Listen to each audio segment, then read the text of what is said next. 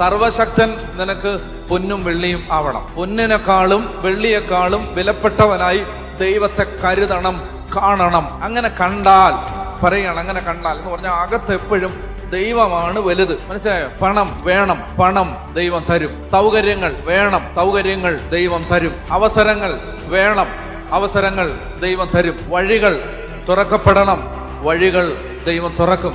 ഇതിനകത്തല്ല നമ്മുടെ എനർജി കളയേണ്ടത്, മറിച്ച് കർത്താവിൽ നമ്മുടെ ആനന്ദം വെക്കണം. ദൈവത്തെ കൺമുമ്പിൽ കാണണം, ദൈവത്തെ മുൻനിർത്തി ജീവിക്കണം. ഇന്ന് രാവിലെ എഴുന്നേറ്റപ്പം മുതൽ ഇവിടേക്ക് വരുന്നത് വരെ ദിവസത്തിൽ എത്ര തവണ ദൈവമെന്ന വിചാരം ഉള്ളിൽ വന്നു? എത്ര നേരം പ്രാർത്ഥിച്ചു? എത്ര നേരം കർത്താവിൻ്റെ വചനം വായിച്ചു? എത്ര നേരം ദൈവത്തോട് സംസാരിച്ചു? ഉള്ളിൽ രാഷ്ട്രീയമാണോ വരുന്നത്?